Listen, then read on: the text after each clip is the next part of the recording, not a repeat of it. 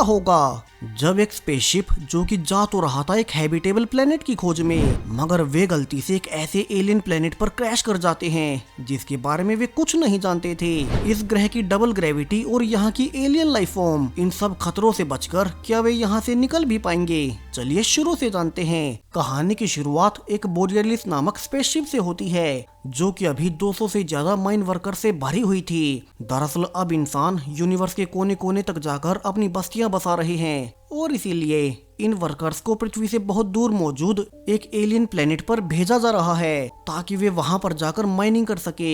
वहां पहुंचने में अभी शिप को 4 साल लगने वाले थे, तो सभी वर्कर्स अभी क्रायो स्लीप में हैं और सीधे वहीं जाकर उठेंगे। लेकिन अब बीच में ही एक बहुत बड़ी एस्टेरॉयड बेल्ट शिप से टकरा जाती है जिससे कि सब कुछ डैमेज होना शुरू हो गया था और प्रोटोकॉल के तहत शिप की एआई सभी वर्कर्स को क्रायो स्लीप से उठाकर इमरजेंसी लॉन्चिंग करने लगती है। इन्हीं वर्कर्स में से एक एंडी भी था जो कि अचानक से तेज बज रहे अलार्म्स के बीच उठ जाता है और शिप की एआई उसे रिवील करती है कि कैसे एस्टेरॉयड्स के टकराने से जल्द ही पूरी शिप नष्ट हो जाएगी। इसीलिए इमरजेंसी प्रोटोकॉल के तहत उन्हें पास में मौजूद एक दूसरे प्लेनेट पर इजेक्ट किया जा रहा है, जिसके बाद अब मैकेनिकल आर्म्स आकर एंडी को सर्वाइवल सूट पहना देते हैं जिसमें कि एक बड़ा ऑक्सीजन टैंक भी था क्योंकि इस ग्रह पर ऑक्सीजन नहीं होगी। और अब एक एक कर ब्लास्ट होते हुए शिप से सभी पोर्ट्स को इजेक्ट किया जाने लगता है। एंडी देख पा रहा था कि उसकी आंखों के सामने बहुत सारे पोर्ट्स तो पहले ही ब्लास्ट हो गए और जो बचे हुए पोर्ट्स उस पास के प्लेनेट पर लैंड भी हो रहे थे। तो एंडी को एआई रिवील करती है कि इस प्लेनेट की ग्रेविटी उनकी सोच से कहीं ज्यादा निकली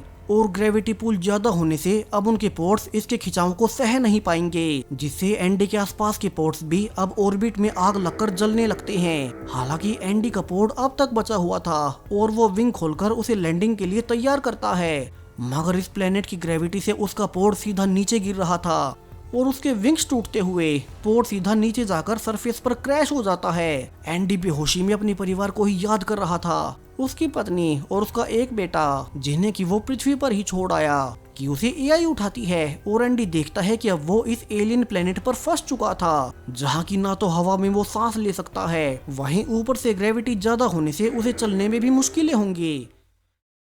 एंडी जल्दी से रेडियो पर बाकी पोर्ट्स में सिग्नल भेजने लगता है ताकि उसे अपने अलावा और भी सर्वाइवर्स मिल सके कि तभी उसका पोर्ट हिलने लगता है।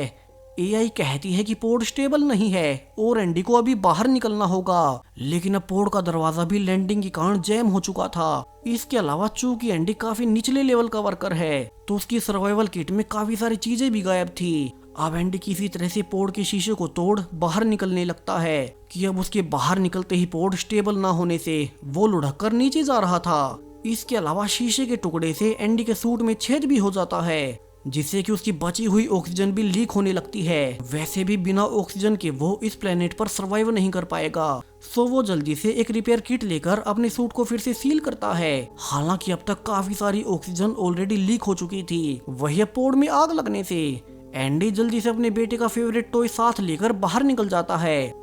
एंडी देखता है कि इस वीरान पड़े ग्रह की तेज ग्रेविटी के कारण अब उनका पूरा बोरियलिस स्पेसशिप ही इस प्लेनेट पर आकर क्रैश हो गया, जिससे कि बहुत बड़ी शॉकवेव निकलती है और एंडी भी से पीछे जा गिरा था।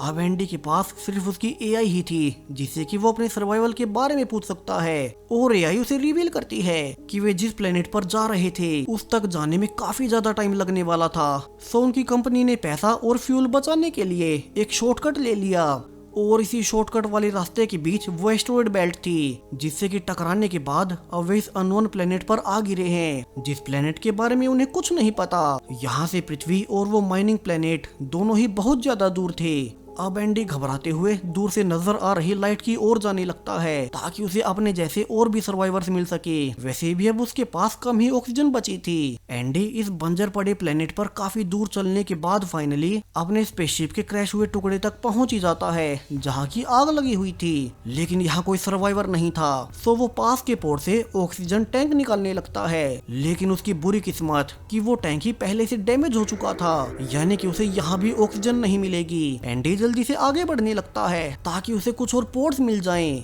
हालांकि इसी बीच उसने ध्यान नहीं दिया उसके पीछे वाले पोर्ट्स पर किसी तरह के निशान बने हुए थे, यानी कि इस ग्रह पर कोई एलियन लाइफ मौजूद है जो कि बहुत खतरनाक है। अब कुछ देर चलने के बाद एंडी को SOS लाइट्स नजर आती हैं, जो कि एक रेतीले तूफान के बीच लगी हुई थी, और एक और सर्वाइवर ड्वेन इन्हें इंस्टॉल कर रहा था ताकि पृथ्वी पर मैसेज भेज सके कि वे अब इस प्लेनेट पर फंसे हुए हैं और उन्हें यहाँ से निकालने के लिए वे एक रेस्क्यू शिप भेजें। अब ड्वेन और एंडी एक दूसरे को देख बहुत खुश थे, क्योंकि 200 से भी ज्यादा वर्कर्स में से सिर्फ वे ही जिंदा बचे थे। ड्वेन कंपनी पर गुस्सा भी होता है कि सिर्फ फ्यूल बचाने के लिए वे शिप को इस खतरनाक रास्ते से ले जा रहे थे।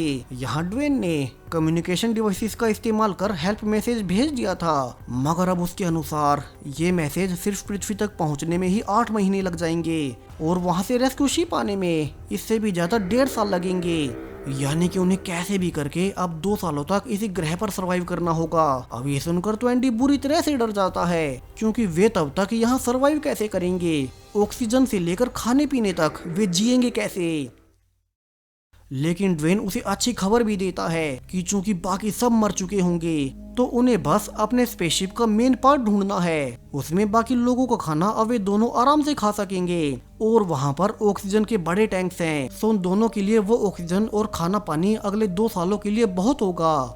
अब एंडी भी ड्वेन की मदद करने के लिए उसकी डिवाइसेस को सेट करने लगता है, और अब जैसे ही वो मुड़ा ही था कि उसके पीछे से अब एक क्रीचर आकर ड्वेन को उठा ले गया, और एंडी पलट कर देखता है कि अब ड्वेन वहां नहीं था। एंडी को लगता है कि ड्वेन उसे अपनी ऑक्सीजन नहीं देना चाहता होगा और वो स्पेसशिप का मेन हिस्सा ढूंढने के लिए अकेला ही निकल गया।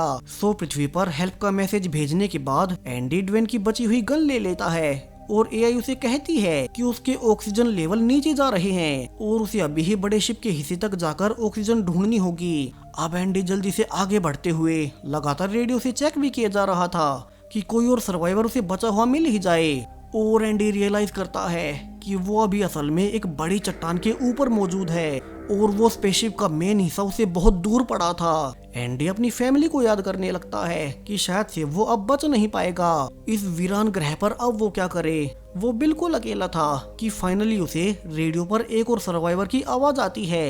ये कोई औरत नाओमी थी जो कि कहती है कि वो लैंडिंग के दौरान अपने पोड में ही फंस गई, क्योंकि उसका पोड उसके पैरों के ऊपर गिरा हुआ है, सो उसे अभी मदद चाहिए और एंडी उसके पास आकर उसे बाहर निकाल ले।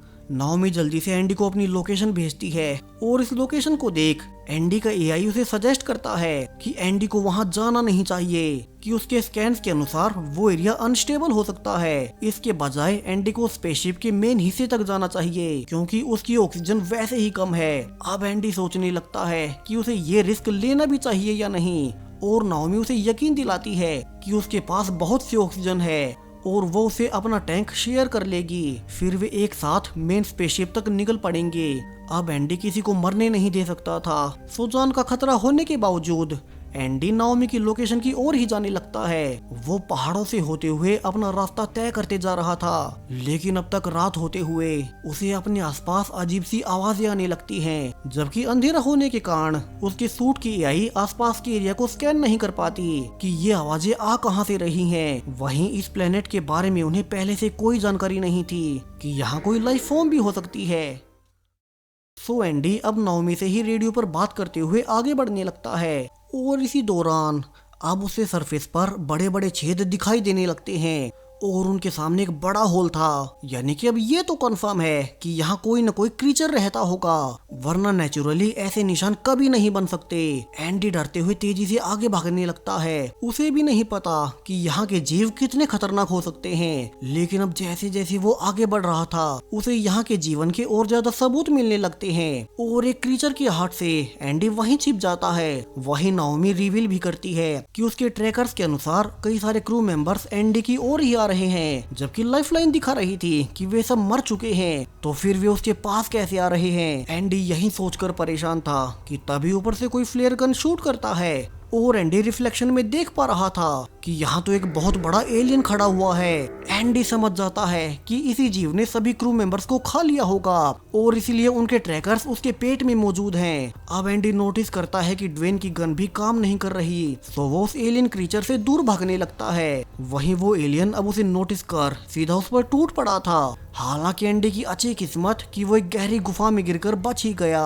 लेकिन वो एलियन अभी भी उसके पीछे ही था। एंडी नीचे भागते हुए उस एलियन से जान बचाने लगता है, जबकि वो एलियन भी बहुत इंटेलिजेंट था और वो एंडी का पीछा नहीं छोड़ता। जिस बीच अब भागते हुए एंडी चट्टान से नीचे गिर जाता है। हालांकि उसकी अच्छी किस्मत कि यहाँ पर ढेर सारा रेत पड़ा होने से उसे ज्यादा चोट नहीं आती। वो ट्रेस भी करता है कि वो एलियन अभी भी ऊपर ही था और उसे ही ढूंढ रहा था। अब एंडी घबराकर नाओमी को सब बताने लगता है कि कैसे इस ग्रह पर बड़े ही खतरनाक एलियन जीव रहते हैं। उसकी काफी सारी ऑक्सीजन तो भागते हुए खर्च हुई ही थी। वहीं नीचे गिरने से फिर से उसका सूट फट गया और जब तक एंडी उसे सील कर पाता उसकी कुछ और ऑक्सीजन वेस्ट हो गई। और अब तो नाओमी उसे खुद से कहती है कि वो चाहे तो उसे मरता हुआ छोड़कर खुद के लिए टैंक ढूंढ सकता है जो कि उसके ज्यादा पास हो। लेकिन एंडी कहता है कि वो उसी की ओर आ रहा है कि तभी उसे रेडियो पर ड्वेन की आवाज आने लगती है। ये वही ड्वेन था जो कि एंडी को पहले मिला था। अब वो रेडियो पर कहता है कि वो अभी इन एलियन से बचता फिर रहा है और एंडी उसके पास आ जाए। नाओमी भी रेडियो पर कहती है कि एंडी को जाकर ड्वेन को बचाना चाहिए, उसके पास उसका टैंक भी होगा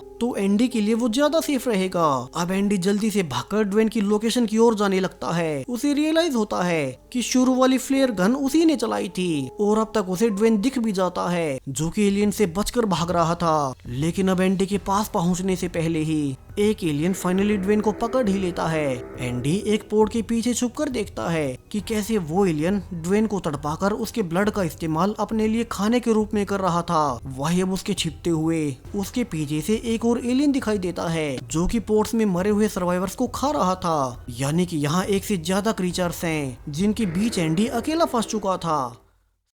सो नाओमी अब उसे बचाने के लिए आसपास पड़े सारे ही पोर्ट्स का अलार्म बजा देती है जिससे कि वे क्रीचर्स डिस्ट्रैक्ट हो रहे थे। और इसी डिस्ट्रैक्शन का फायदा उठा एंडी जो कि अब तक एक पोर्ट में छिपा हुआ था वो बाहर निकलकर उन एलियन से दूर भागने लगता है। लेकिन वे क्रीचर्स भी उसे नोटिस कर ही लेते हैं और दोनों एक साथ एंडी के पीछे आने लगते हैं। लेकिन अब जैसे ही एंडी एक फोगी एरिया में गया ही था कि वे आगे नहीं बढ़ते। ऐसा लग रहा था मानो वे इस एरिया में जाने से डर रहे हों और वे वहीं से वापस भाग जाते हैं। अब एंडी खुशी से नाओमी को रेडियो पर बताता है कि वे यहाँ से डर क्यों रहे थे ये तो उसे भी नहीं पता और अब वो उसी के पोर्ट की ओर आ रहा है। नाओमी रेडियो पर काफी डरी हुई थी क्योंकि इस प्लेनेट पर एलियंस मौजूद हैं। सो एंडी उसे शांत करता है कि वे आगे जाकर अपने स्पेसशिप में छिप जाएंगे और रेस्क्यू शटल के आने तक 2 साल तक वहीं छिपे रहेंगे। रास्ते में चलते हुए एंडी को फायरफ्लाइज भी नजर आती हैं जिनकी लाइट से एंडी को लगता है कि वे भी पृथ्वी वाली फायरफ्लाइज जैसी ही होंगी। लेकिन अब एक फ्लाई उसके पास आते ही रेड में बदल जाती है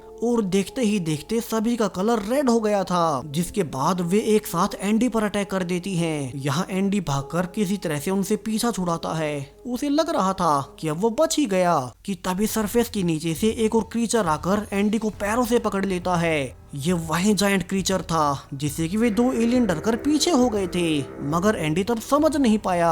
अब वो क्रीचर धीरे धीरे एंडी को निगलने लगता है जबकि एंडी तो हिल तक नहीं पा रहा था और वो सोचने लगता है कि वो इनसे कैसे बचे। जहाँ जब एंडी पूरी तरह से क्रीचर के अंदर जा चुका था तो उसे आइडिया आता है और वो अपनी एआई से कहता है कि उसे हार्ट अटैक आ रहा है और उसका सूट उसे एक छोटा सा इलेक्ट्रिक झटका दे। जहां झटका लगते ही वो क्रीचर एंडी को फिर से बाहर फेंक देता है। हालांकि वो और ज्यादा गुस्सा हो चुका था और वो एंडी के पीछे आने लगता है। वहीं एंडी उसे भागते हुए फिर से एक फायरफ्लाइज की केव में चला गया था और यहाँ से और भी फ्लाइज अब रेड होकर उस पर अटैक कर देती हैं। एंडी किसी तरह से दूसरी ओर निकलकर अपनी जान बचाता है। उसने सोचा तक न था कि ये अनजान एलियन प्लेनेट इतना खतरनाक निकलेगा। वहीं एआई भी रिवील करती है कि एंडी की ऑक्सीजन अब खत्म होने वाली है और वो शायद से नाओमी के पोर्ट तक पहुंच नहीं पाएगा। लेकिन इतना आगे आकर एंडी हार नहीं मान सकता और वो अपनी पूरी हिम्मत के साथ भागते हुए आखिरकार नाओमी के पोर्ट को देख ही लेता है। वहीं उसकी ऑक्सीजन भी 1% से नीचे आ चुकी थी सो उसे सांस लेने में तकलीफ होने लगती है। लेकिन बावजूद इसके एंडी पोर्ट तक घिसटते हुए जाते जा रहा था और वो फाइनली आखिरी वक्त पर नाओमी के पोर्ट तक पहुंच ही जाता है। नाओमी भी जल्दी से दरवाजा खोल अपने टैंक की ऑक्सीजन उसे कनेक्ट कर देती है और एंडी फाइनली बच ही गया। अब उसे नाओमी को पोड के नीचे से निकालना था, लेकिन उसके जोर लगाने के बावजूद उस पोड के वजन को वो उठा नहीं पाता। उसे रियलाइज होता है कि नाओमी एक हायर रैंकिंग ऑफिसर है, सो उसके पोड्स में बहुत से टूल्स थे और एंडी अब इन्हीं टूल्स का इस्तेमाल कर किसी तरह से नाओमी का पैर बाहर निकाल ही लेता है। नाओमी को दर्द तो हो रहा था, मगर वो अब सेफ थी। वो एंडी को थैंक्स भी बोलती है, क्योंकि इतनी कम ऑक्सीजन होने के बावजूद वो उसे बचाने आया, वरना वो मेन शिप तक पहले जा सकता था। अब कुछ देर नाओमी को पेन किलर दवा देने के बाद दोनों बाहर निकलते हैं, लेकिन नाओमी का चलना अभी भी मुश्किल लग रहा था। सो एंडी उसके पैर से लकड़ी को बांध उसे पैडेड बना देता है और पेन किलर दवा से अब नाओमी बिना दर्द के चल पाएगी। यहाँ नाओमी ने ड्वेन वाली गन भी रिपेयर कर दी थी, सो वे अपने बचाव के लिए इसे चला सकते हैं कि अब तक बहुत सारे एलियंस उनके पीछे आ चुके थे। दोनों जल्दी से अपने मेन शिप की ओर भागने लगते हैं, क्योंकि वही एक जगह थी जहां की वे खुद को लॉक कर इन एलियंस से बच पाएंगे। उनके पीछे ढेरों एलियंस आ रहे थे और उन्हें भागते हुए आखिरकार मेन स्पेसशिप का क्रैश हुआ पार्ट दिख ही जाता है। तो वहीं अब तक एलियंस उनके बहुत करीब आ गए थे, सो उनसे बचने के लिए वे आसपास बड़े क्रैश हुए शिप के टुकड़ों के नीचे से भागने लगते हैं। लेकिन इसी बीच गिरने के बाद जब एक क्रीचर उन्हें पकड़ने ही वाला था कि नाओमी गन से उसे शूट कर देती है, जो कि वैसे तो उसे नहीं लगा था, मगर उसकी लाइट से वो एलियन उसके पीछे भाग जाता है। यानी कि ये क्रीचर्स लाइट के पीछे अट्रैक्ट होते हैं। वैसे भी इस प्लेनेट पर इन एलियंस ने कभी लाइट नहीं देखी होगी, इसलिए वे लाइट को देख अट्रैक्ट हो रहे थे। सो वे बाकी एलियंस को भी लाइट के पीछे भेज फाइनली मेन स्पेसशिप में एंटर कर ही जाते हैं। हालांकि अब इसका दरवाजा मेल फंक्शन कर रहा था, जिससे कि वे एलियंस फिर से उनके पास आने लगते हैं। और एक एलियन जब अंदर आने ही वाला था कि आखिरी वक्त पर नाओमी दरवाजा बंद कर ही देती है और दरवाजे में आने से वो एलियन वहीं कट कर मारा जाता है। दोनों अब शिप के अंदर जाकर चेक करने लगते हैं कि अंदर की ऑक्सीजन टैंक और खाना पानी सेफ तो है या फिर क्रैश होने से वे भी नष्ट हो गए। यहाँ अंदर वैसे तो बहुत नुकसान हुआ था, मगर लाइट्स अभी तक जल रही थी, यानी कि शिप के बैकअप जनरेटर्स अभी तक काम कर रहे हैं और सोलर पैनल्स की मदद से वे उन्हें बार बार चार्ज कर पाएंगे। दोनों को और अच्छी खबर मिलती है जब उन्हें मेन कार्गो होल बहुत अच्छी कंडीशन में मिला था। इसके अंदर का एनवायरनमेंट उनके लिए स्टेबल हो सकेगा और अंदर बहुत सारा खाना और पानी भी मौजूद था, जो कि वैसे तो 200 लोगों के लिए रखा गया था, मगर अब एंडी और नाओमी ही 2 सर्वाइवर्स बचे हुए हैं, तो वैसे आने वाले 2 सालों तक आराम से खा पाएंगे। दोनों इसे देखकर खुश हो ही रहे थे कि अब उन्हें दूसरी ओर से उन्हें एलियंस की आवाज आने लगती है और वे ये देखकर हैरान रह जाते हैं कि एक एलियन क्रीचर पहले से शिप में घुसा हुआ था। उसने शिप के अंदर पड़ी हुई सारी बॉडीज खा ली। सो दोनों एक कोने में छुपकर उस क्रीचर के जाने का इंतजार करने लगते हैं। हालांकि उनकी इतनी कोशिशों के बावजूद उसने उन्हें नोटिस कर ही लिया था और दोनों उससे बचने के लिए एयरलॉक में घुस जाते हैं, जहां की एंडी ने जल्दबाजी में खुद को लॉक कर लिया। नाओमी समझाती है कि इस दरवाजे को बाहर से ही खोला जा सकता है, यानी कि वे यहाँ से कभी निकल नहीं पाएंगे और शायद से यही भूखे प्यासे मारे जाएंगे। एंडी की लाख कोशिशों के बावजूद वो दरवाजा नहीं खुलता और दोनों थककर हार मान ही लेते हैं। एंडी फिर से अपने परिवार की वीडियो देखने लगता है और नाओमी पूछती है कि वो उन्हें छोड़कर इतने लंबे सफर पर आया ही क्यों, जहाँ के एंडी उसे रिवील करता है कि असल में उसकी पत्नी और बेटा दोनों ही अब इस दुनिया में नहीं है। एक रात जब एंडी ड्राइव कर दोनों के साथ जा रहा था, तब सामने से एक ट्रक ने आकर उन्हें टक्कर मार दी और उसमें उसका बेटा और पत्नी दोनों मारे गए, जिसके गिल्ट के कारण वो इस ट्रिप पर आया। इसलिए तो शुरू में जब नाओमी पोड में फंसी हुई थी तो खतरा होने के बावजूद एंडी उसे बचाने आ गया, वरना उसके पास तो ऑक्सीजन बहुत कम थी और वो सीधा यही स्पेसशिप में आ सकता था, क्योंकि उसे अपनी फैमिली को ना बचा पाने का दुख था और वो अपनी फैमिली के लिए नाओमी को बचाना चाहता था। यहाँ नाओमी सब कुछ जानकर उसे थैंक्स बोलती है और समझाती है कि आज के बाद से एंडी कभी अकेला नहीं होगा, उसने उसकी जान बचाई है और वो हमेशा उसके साथ रहेगी। दोनों गले मिलते हैं और इसी दौरान